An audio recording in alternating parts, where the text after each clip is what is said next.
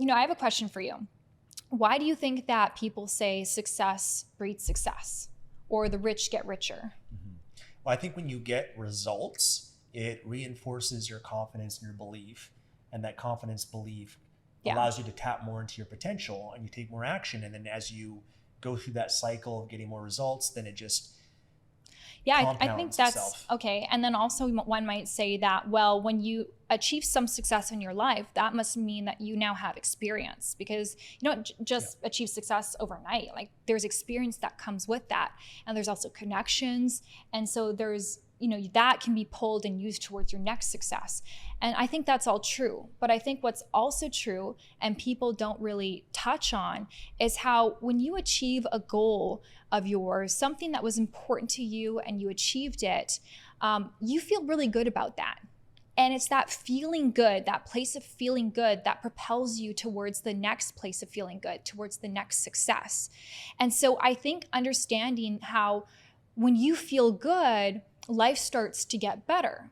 And it's like, that's why success breeds success. It's how you feel, and understanding the importance of how you feel. Because otherwise, when you're unaware of how you feel, oftentimes the mind, when we don't dissociate ourselves from our thoughts, we think that we are our thoughts and that we don't have any control over those thoughts. And those thoughts run wild. The mind is made for your survival. It's not made for you to be happy or joyous. It's made to keep you alive.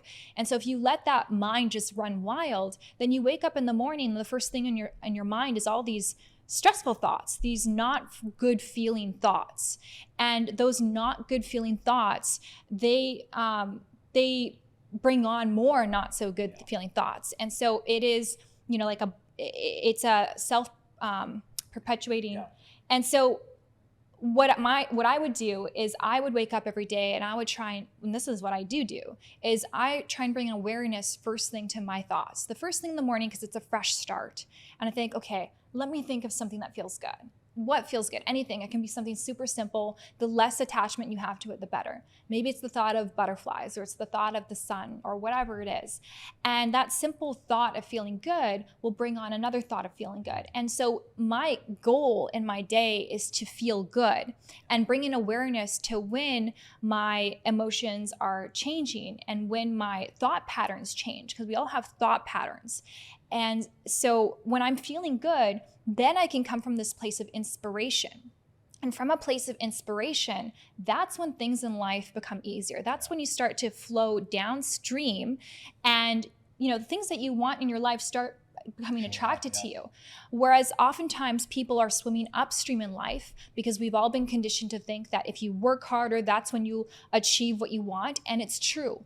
If you work hard, you probably will achieve what you want, but you're going to have to work hard.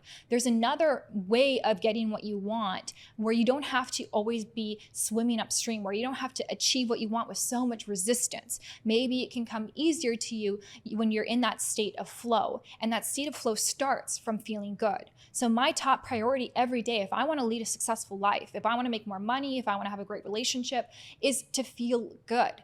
And so bringing awareness to those feel-good thoughts and encouraging more of those to flow through me. Now, I'm not saying that you shouldn't feel bad thoughts, because as human beings, I think what makes us special is that we have this emotional spectrum. And on this emotional spectrum, there's a million different emotions that we can feel. And that's what makes us so rich. That's what makes us feel so alive. And we only know what feels good because we know how it feels to not feel so good. And it's that contrast that's valuable. So I think when you do feel an emotion, if you feel sadness, I think the important thing is to allow yourself to feel sadness, but you don't attach yourself to your sadness. Sadness is just an emotion, and it's not who you are. It's not a character trait. We all have these emotions, just like there's moments where you feel happy. There's moments where you feel sad, and accepting it and allowing it to flow in your body, to cycle through. And, within 10 minutes or however long, you're going to feel a different emotion, and allowing that to be there. So I'm not saying resist any negative emotions, but I'm saying that bring your awareness to the mind so that you can actually consciously bring in some of those good emotions. And when you do that enough, when you discipline the mind, it will become second nature. Then it won't be a practice to wake up and start thinking feel good thoughts. It will actually come naturally to you, and it'll become very easy. Yeah, and I mean, that's kind of why for me, like what I had to do in my life, because I was a very negative person. I was depressed. when I was younger, is I needed to have a ritual that I did every single morning to put myself in that state that you're describing. I needed to do certain things because otherwise my default emotional home Yeah. would be depressed, negative, pessimistic, insecure. And so I needed to have a ritual where I'd force myself and have a piece of paper in front of me, having questions that I'd ask myself about what am I grateful for? What am I happy about? What am I excited about? What am I proud of in my life? What am I looking forward to? All these questions that would direct my mind to focus on those positive thoughts.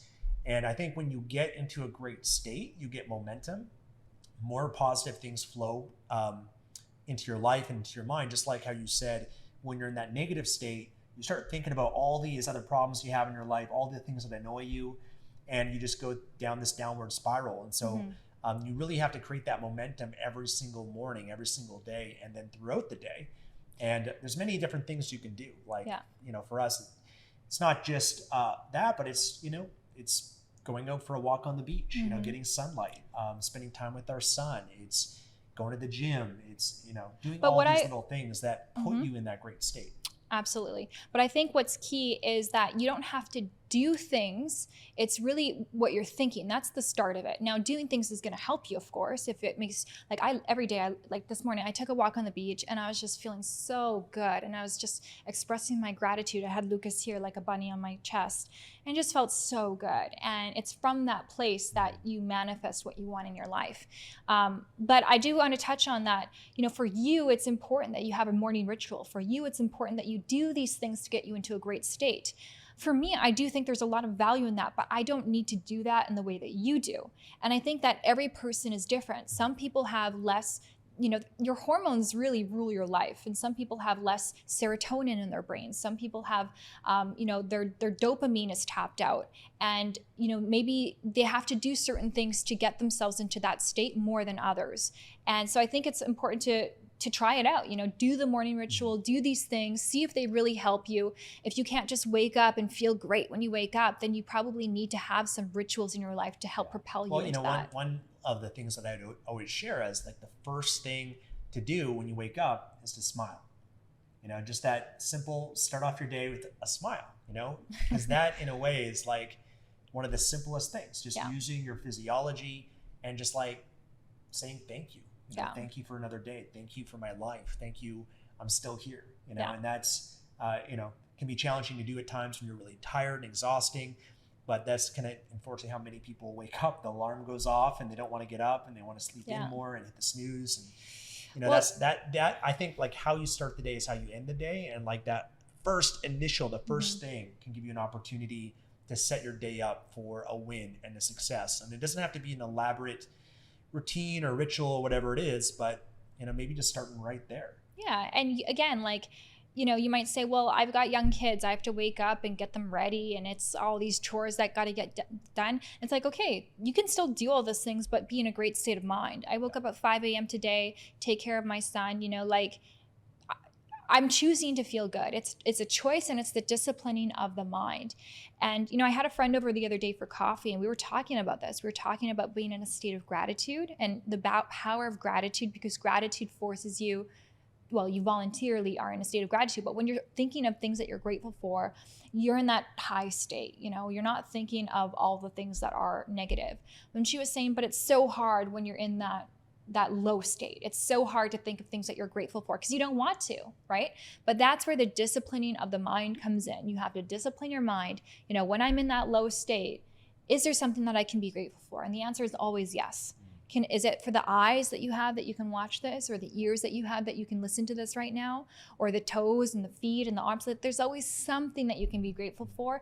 And yes, if you live in the world where you're always comparing yourself to someone else, you're choosing to focus then on your lack, and the damage of that. Maybe it's the reality, you compared to this person, maybe they do have more than you, and maybe your situation is very unfavorable.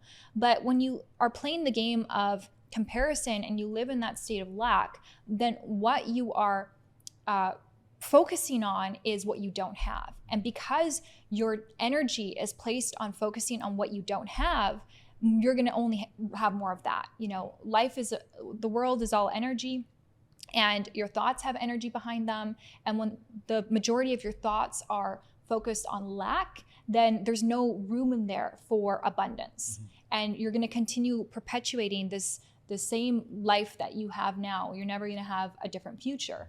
So the key is to bring awareness to those thoughts. Yeah.